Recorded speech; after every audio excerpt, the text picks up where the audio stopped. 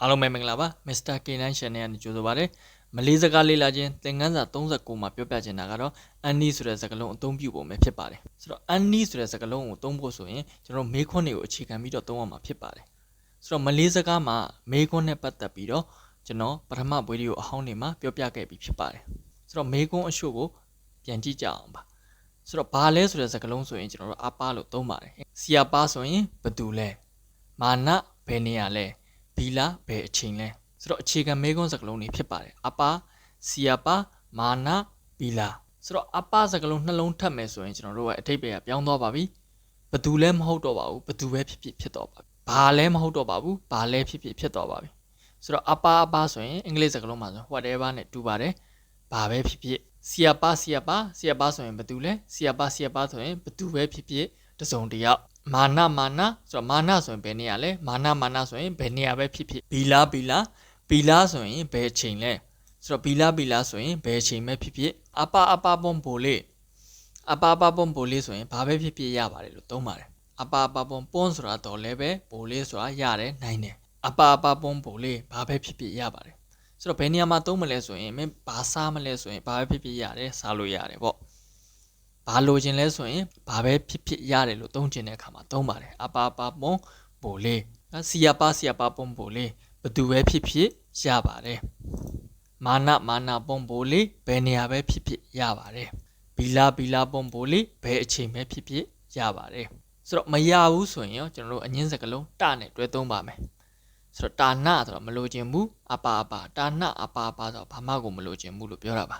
တာနအပါဆိုရင်ဘာမှမလိုချင်ဘူးဆိုတော့ဝါကြအရှုပ်ကိုကြည့်ကြအောင်ပါအာဝါဘိုလေးအံဘေမာနဝါနာယံအာဝနာအာဝါဘိုလေးအံဘေဆိုတာကယူတာပါဆိုတော့သူ့စာအနေနဲ့ရေးမယ်ဆိုရင်မငံဘေးလို့ရေးပါတယ်ရှေ့မှာ MENG ပေါင်းထားတာပါဆိုတော့မငံဘေးဆိုတာလဲယူသည်အံဘေဆိုတာလဲယူပါတယ်အာဝါဘိုလေးအံဘေမာနဝါနာဆိုတာကကာလာကိုပြောတာပါအယောင်ပါယံအာဝနာဆိုတာကမင်းလိုချင်တာပေါ့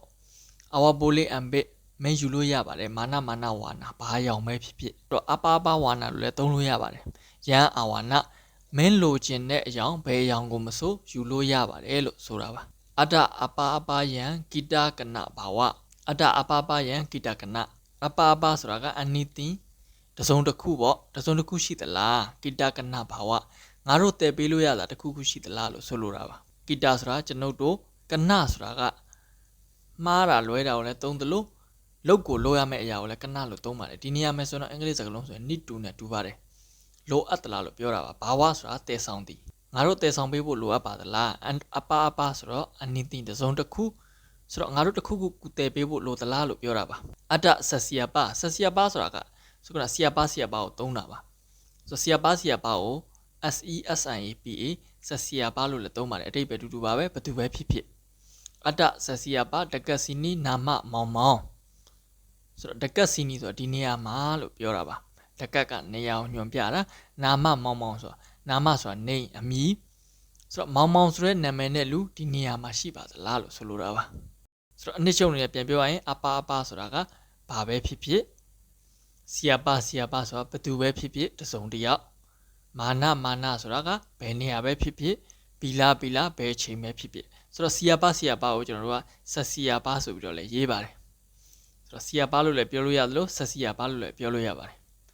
ဗီဒီယိုလေးကိုအဆုံးထိအောင်ကြည့်ရှုပေးတဲ့အတွက်အားလုံးကိုကျေးဇူးတင်ပါတယ်